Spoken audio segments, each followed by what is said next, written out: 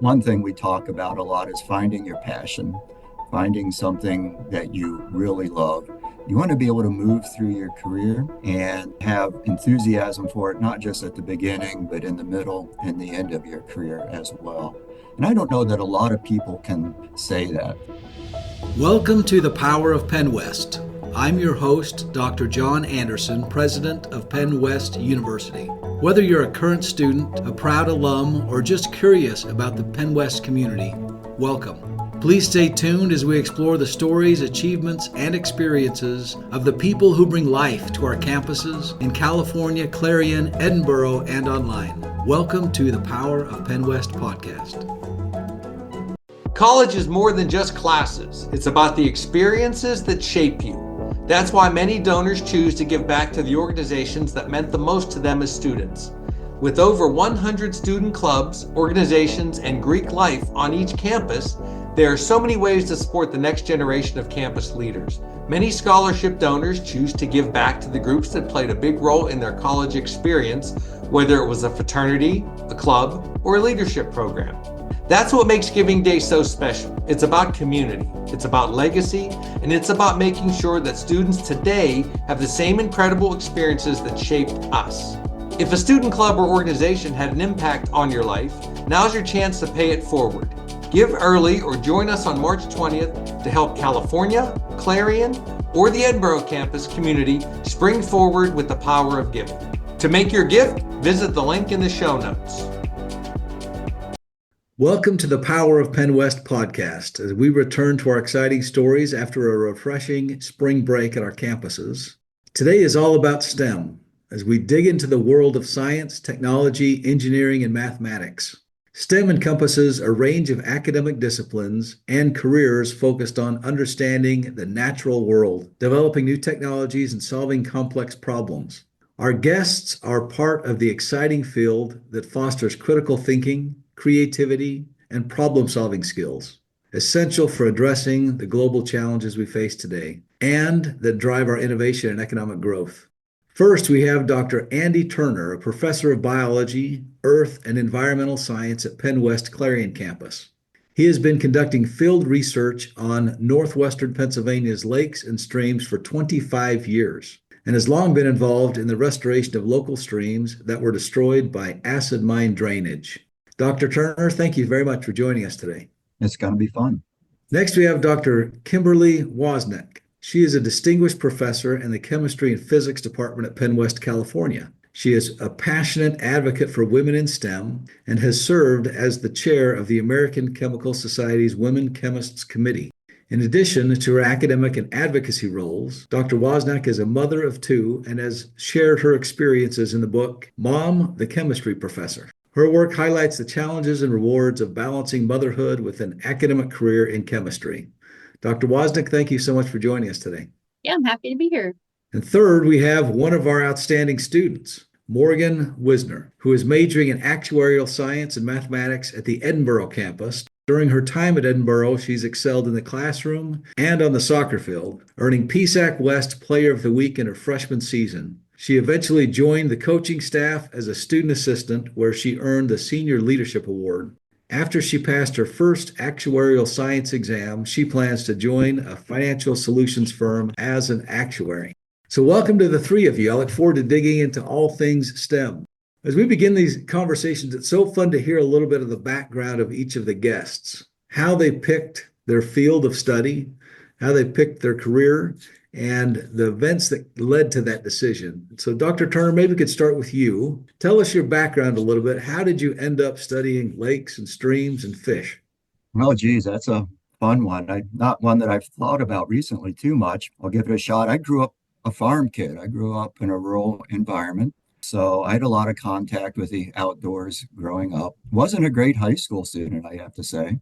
Went to college and really found my wings there. I really enjoyed science a great deal. And the really fun thing about science to me is that you don't just learn facts, you learn the process. And the job of a scientist is to learn new things and discover new things. And I thought that was just the coolest thing ever. It wasn't until I got to college and took those sorts of courses that I thought that I might like to be a scientist. And then, of course, drawing on my background from a rural environment, what I felt like I really knew something about were the lands and the waters that I grew up with. And another discovery to me at the college level was that you could actually get a job in environmental protection and environmental restoration. And so I thought, what could be cooler than that? I can be a scientist, I can get a job learning new things, and I could get a job working in the outdoors, working on the streams and the lakes that I really love. That's great. And talk to us about your choice of an undergraduate program. Once you finished high school, how did you choose where to go and how'd that go for you? I went to a small school, Wittenberg University. I gravitated towards a smaller school because I was from a rural environment and I went to a small high school. And I certainly did campus visits, I recall, to large universities. I looked at Ohio State, that's where all my friends went. And I felt like the fit for me was a smaller university. And it certainly turned out great. I got personal attention from the faculty. I got an opportunity to do a lot of field work, hands-on lab experiences, things that I probably would not have gotten at a larger university. And frankly, my career path was completely shaped by the fact that I chose that small university and received a lot of personal attention from the faculty there. Thank you, Dr. Turner. Dr. Wozniak, tell us your story. How did you become Mom, the chemistry professor? Sure. Yeah, I think much like Professor Turner, I was a kind of a curious kid, and I also really liked science and math. I was interested in kind of all the sciences. I wasn't quite sure, exactly which one my future would hold when I started my undergraduate degree. And I had really great faculty mentors. And in my undergraduate program, I had people offer me opportunities to kind of do extra lab work. Do you want to come in and try this experiment? And I love taking things apart and I love trying experiments. So that got me involved. I think that as an undergraduate student, most of my professors were male, specifically in chemistry. And it wasn't till my senior year that I had a female chemistry professor. And I think for me, that was really where I kind of thought to myself for the first time ever, like, that seems like a really cool job. Like I could, do what she does. And I'm not sure I would have thought of that if I only had male professors. So for me, that was kind of a turning point. But in terms of the chemistry itself, just the opportunity to get in the lab and try things that I wasn't sure if anybody had ever tried that before and see what happened. That got me specifically interested in the chemistry side of science. That's great. And talk to us about your transition from high school to a university or college. How did that go and how did you pick where you went? Yeah, I ended up picking a place that was also a small institution. I didn't really know at the time that would benefit me so much, but I was offered good scholarship support to attend a small institution. And I would never go back and change that. Right now, my kids are about to start looking at college. And for me, I'm definitely trying to, encourage them to look for someplace small because, all the faculty in my department knew my first name. They encouraged me to, explore my strengths and encouraged me to apply for summer opportunities and for graduate programs. And I don't know if I would have necessarily found that every place I went. So I would definitely also say the same thing. My future very much depended on my experience as an undergrad at a small program that had a chemistry student affiliate chapter of the American Chemical Society. I became really involved as an undergrad in doing volunteer work for the American Chemical Society. That's great. Morgan, let's hear your story. How did you end up in Edinburgh playing soccer and studying actuarial science and mathematics? Yeah, so I grew up where math always came easy to me. At first, it was one of those things where you're doing basic mathematics in elementary school and middle school. And as math got harder and harder, when you got into algebra and geometry and even statistics, it still came easy to me, whereas the people around me, it got a little bit harder. So I learned that it was one of those things I loved to do, and it was always like homework problems. I could get it on the first try or stuff like that.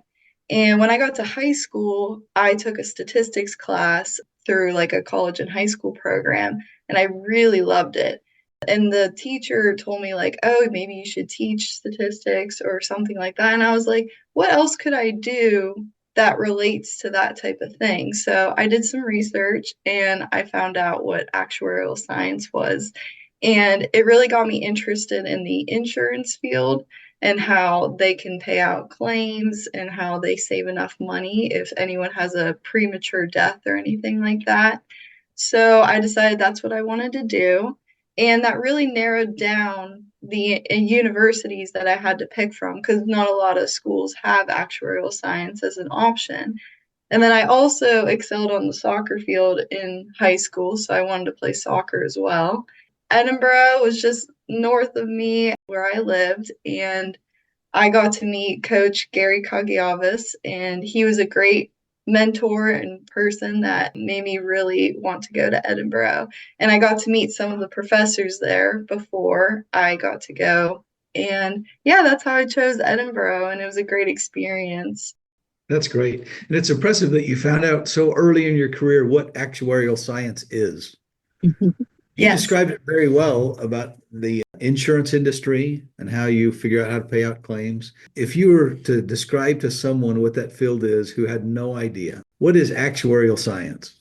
So I would first say, like, they're the mathy people in insurance. They are the people who decide how much you pay a month in premiums, or they're the people who, how much they can try and give you in like money if somebody passes away, or if you have a different type of insurance, how much money we can give you for auto insurance or disability insurance or something like that.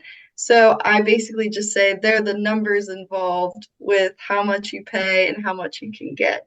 That's great. We have a wide range of professional expertise on this call. This will be fun to work through. Dr. Turner, let's go back to you just a little bit and tell us some of the lessons you've learned with 25 years studying northwestern Pennsylvania's lakes and streams. I've learned that I really like Western Pennsylvania more than I ever dreamed I would when I first moved here. I wasn't very familiar with Western Pennsylvania. I'm from Ohio, moved around some in graduate school and postdoc, was offered a job in Western Pennsylvania, and I said, oh, try it out. And I've really grown to love it here. I love the small town embedded in the forest environment here. Lots of access to open places and wild places, lots of excellent access to public lands. I've learned that I really love our geography. It's really unique here. I've learned that I like teaching students. You know, that's another thing. You go to graduate school, earn a PhD in science, you do a lot of science, a lot of research, limited amount of teaching along the way. And then your first year as a college professor, you're hit with a pretty heavy teaching load, and you don't know how it's going to work out for you. Some people love it and some people don't. And I have to say that even after 25 years, every year that I teach, I think I enjoy it more. I get into it more. I get more enthusiastic about it. And so that's been a really fun process. I can't even explain exactly where that comes from, but I can honestly say that I really have a passion for working with the students to learn new things. That's excellent. Dr. Woznack, talk to us about your professional area of chemistry. Chemistry is a huge field. And a lot of people who may not have studied it, been familiar with it, may not know the different areas. So if you could just talk to us broadly about what chemistry is to someone who may not be familiar, and then talk to us about your specialty. I think, I originally started taking chemistry classes because it was kind of an expected requirement for all students in kind of biology majors and other science majors. And when I took chemistry, I realized that everything is made out of atoms. And I think that just really blew my mind, that I could describe every single thing that I touched throughout the day as being made up of one atom from somewhere on the periodic table or molecules made out of those atoms.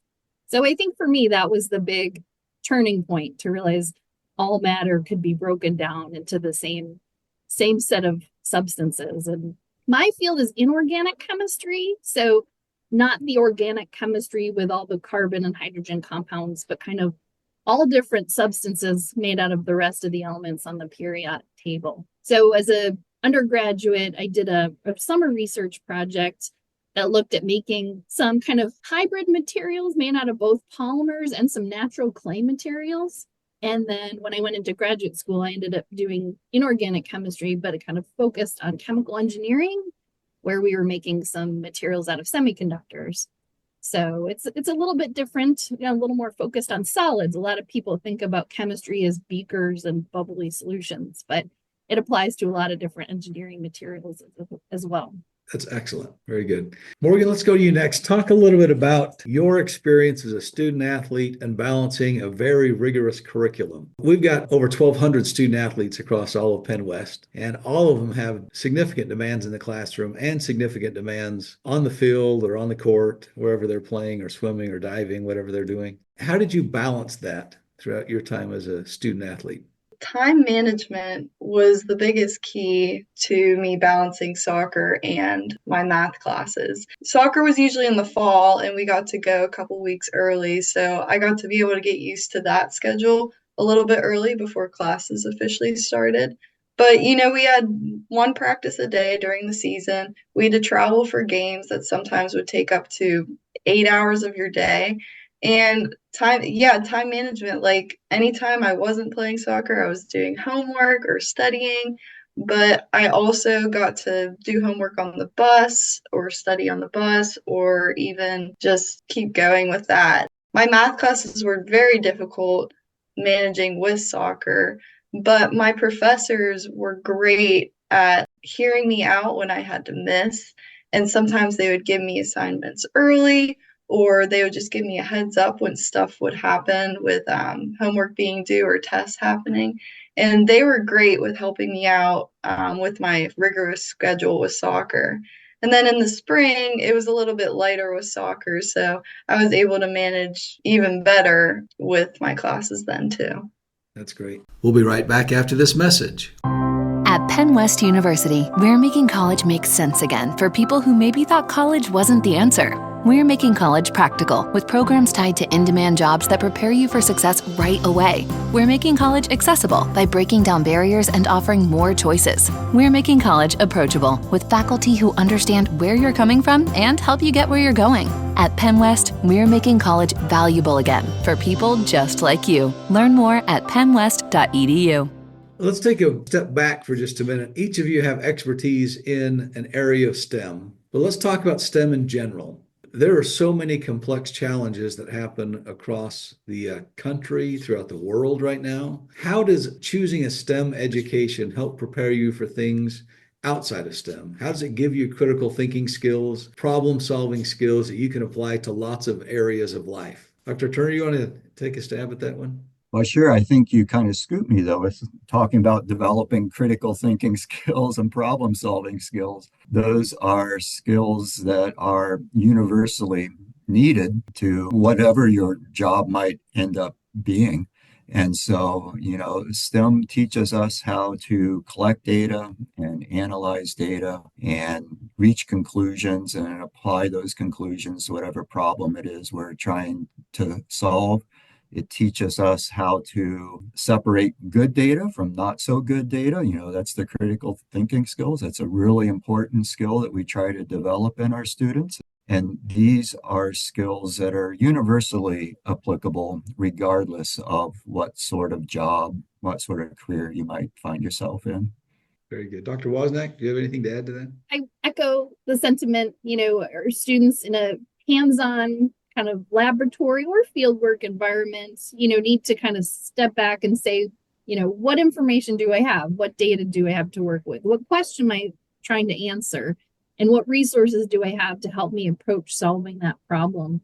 And I think that's absolutely, there's no way to substitute that experience than just kind of immersing yourself in it. I have some students doing research projects right now, and sometimes it's a really frustrating prospect when you get some results that are unexpected. And I always say that doesn't mean your experiment didn't work. It just told you something you weren't expecting it to tell you. And so you may need to come up with a different experiment to do next. And it might not be the one you're thinking about, but it's telling you something. Every result is answering some question. Just might not be what you expected all the time. Oh, that's great. And Morgan, how have what you have learned in the classroom, how's that helped you solve problems in other areas? It really has shown me that you have to read the whole entire problem and think critically on what to use and what not to use. Because certain math problems, especially in the actuarial field, when taking those exams, they like to throw information at you that you don't need.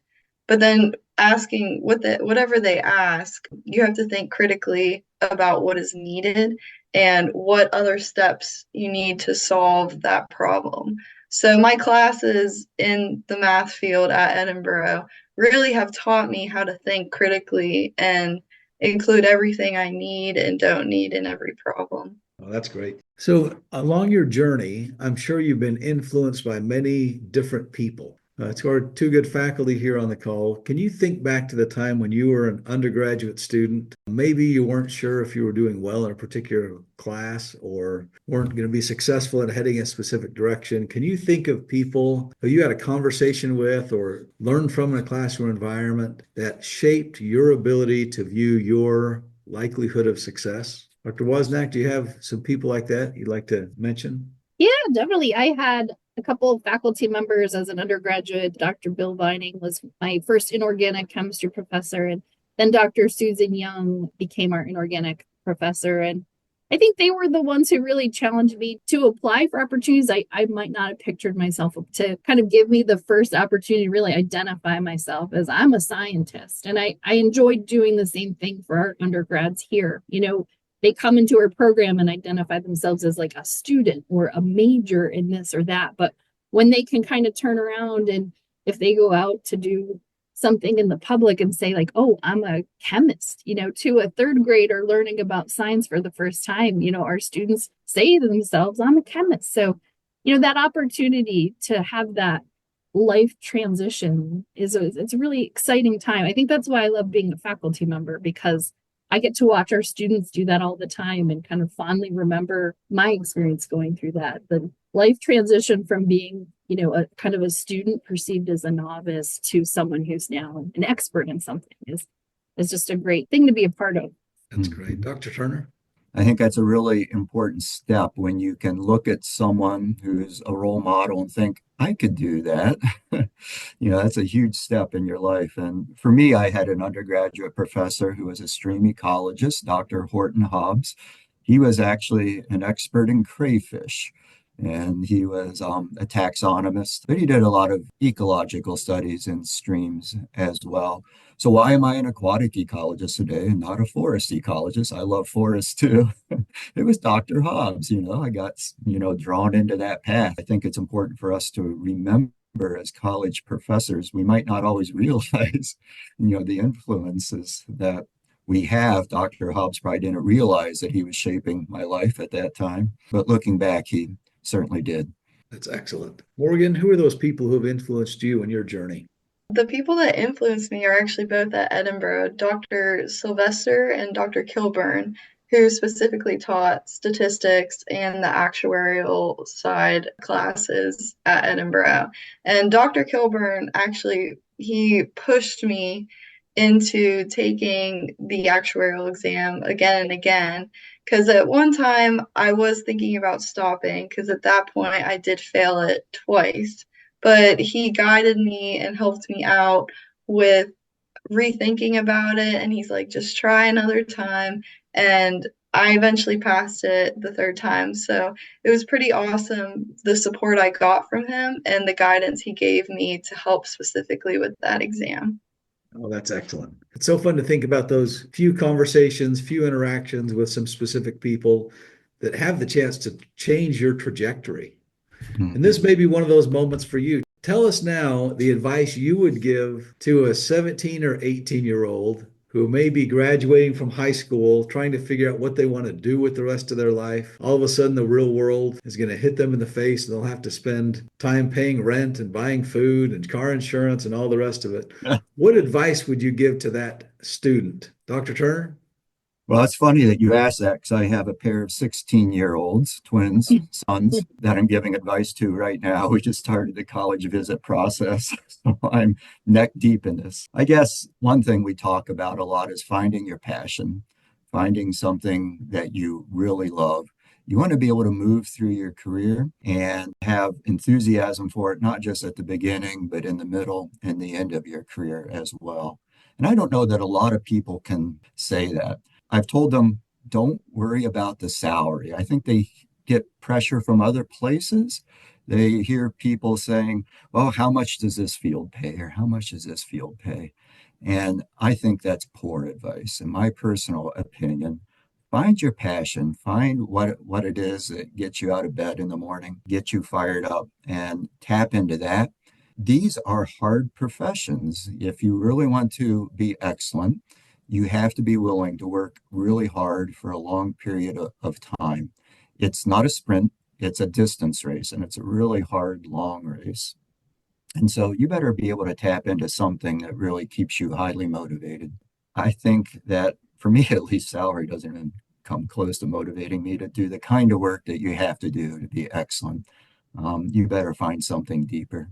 For me, I really love wild places and wild things. I love our lakes and our streams. I love our forests too. And I love working with students. I've talked about all those things a bit.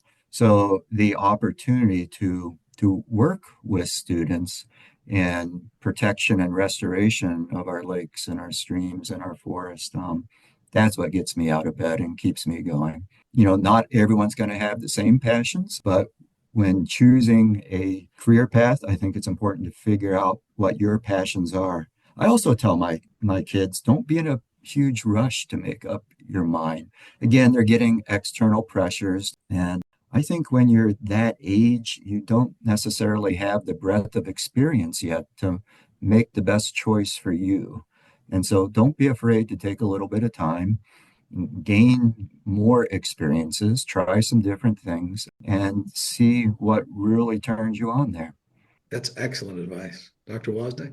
Yeah, I too have a 16-year-old going through the same process. And so I identify with a lot of what Professor Turner said. The thing I would encourage, this age group to consider is asking a lot of questions and not being afraid that asking a question will negatively reflect your level of intelligence or your understanding. I think even in the classes that I teach, I always say, just ask me questions. That's the best way to kind of expand your knowledge, is to define what you're missing.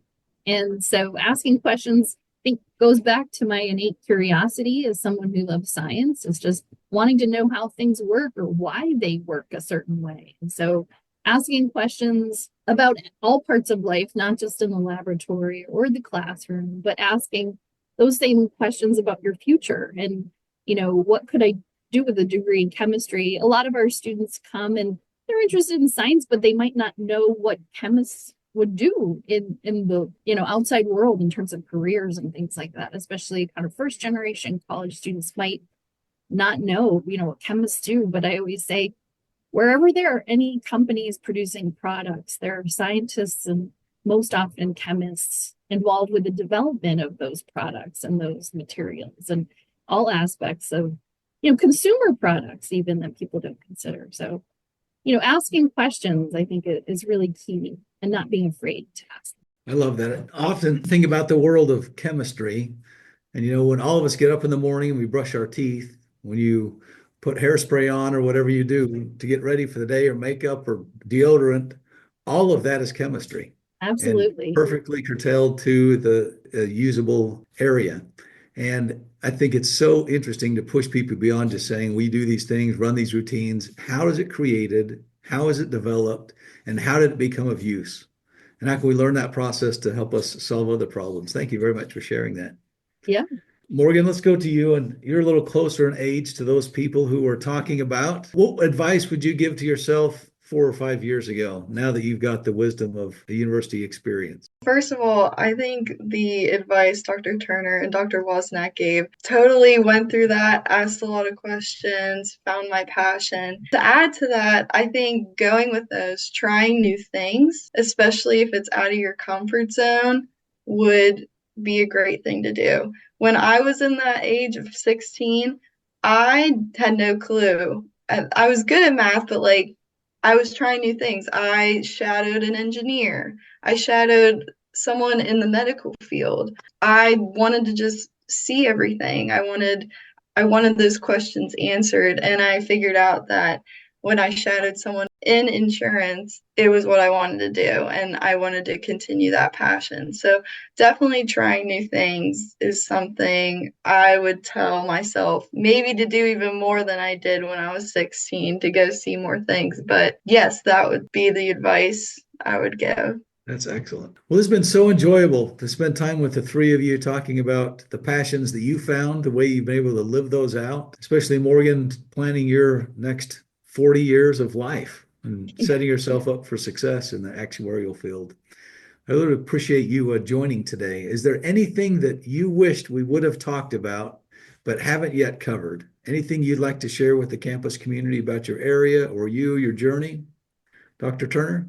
I'd like to talk a little bit about how we get our students out in the field and solving some real world problems that we have here. So I think that one of the things that makes our experience unique for students is that we have this excellent geography that I discussed before.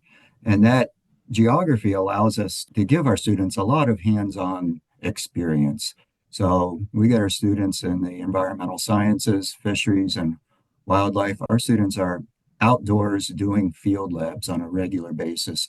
We were down by the president's house just yesterday doing a forest plot sampling lab.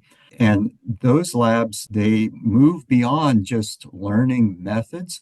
As juniors and seniors and upper level courses, we actually get the students out in the field working on various environmental restoration projects. We have a long history in the area of resource extraction, which has had a lot of good things, but it's left an unfortunate legacy in some cases of environmental damage as well. So we briefly mentioned the acid mine drainage issue earlier. Many of our streams are badly damaged by mine drainage. We actually have students out in the field working on restoration projects in these streams. So those projects provide important learning opportunities for the students, but they're also providing a community service. Slowly but surely, we are cleaning up these local streams. And I think it's a neat example of how education and community service can go hand in hand for the benefit of both. That's excellent. Dr. Woznack? I would echo, the importance of that hands-on experience for our students to really kind of immerse themselves in their future discipline. And for us, it's kind of the laboratory version of the chemistry research or experience. I know on the California campus, I very much am looking forward to the construction of our new science facility, our science building. Yesterday was a nice warm day, so I had my window open. I could hear the big machines out there doing some work. So it was pretty exciting. We're very much looking forward to that. We have a large group of seniors who have really done an amazing job doing some of those senior research projects. We just had 7 students attend a conference, the Pittsburgh Conference on Analytical Chemistry in Boston last week over the spring break week. And we have 4 students going to the American Chemical Society Conference in San Diego in a couple weeks from now. So the students are really doing a fantastic job of not just doing the kind of the lab work, but also getting the experience of presenting that work to the world and describing the importance of what they did and the impact that would have on future technologies. And they're really having great professional development opportunity to go out there, meet people, to, have future either job opportunities or graduate program connections while they're at these conferences. So that's what we're really excited about right now, because we've been making a lot of research presentations and posters and kind of helping them explain the work that they've been doing. They're the experts on those projects. Excellent. That's great. I love that both of our faculty jump straight to this idea of experiential and applied learning. I think that's so tremendous as we prepare people to return back to their communities and make a difference. They need to know not only what to know, but what to do. And I'm glad that we integrate that. And Dr. Turner, next time you're behind the president's house, please stop in, bring the students up. We'd love to see you. Will do. Yep. Morgan, to you, anything you'd like to share we haven't touched base on yet? Yeah, I wanted to emphasize the community and people we have at PennWest, especially on the Edinburgh campus. I had the pleasure to be in a smaller size classroom throughout my time here at Edinburgh, and I got to personally get to know my classmates and professors. And it really helped with the learning and experience I got in the classroom. I was in classes with like 6 to 10 people, and you really get to know each other in one semester and get to personally talk to your professor all the time, which I loved that. And then on the athletic side, all of the coaches, trainers, administration, they are willing to get to know you, and I get to talk to everybody. Our AD, Catherine Robbins, does a great job to get to know her athletes. And then everyone's just so nice and welcoming, and it's such great vibes on the campus, especially on the athletic side. And even like I'm on the soccer team, but I get to know the other coaches as well. And they're just great people to talk to, and everyone just likes to be together. That's excellent. Well, thank you to the three of you for joining us today on the Power of PennWest podcast and for sharing your stories, letting us get to know you just a little bit. And thanks for the work that you do as a part of our PennWest family. And thanks to all of you for listening in today to the Power of PennWest podcast. We appreciate you listening in and look forward to many episodes in the future.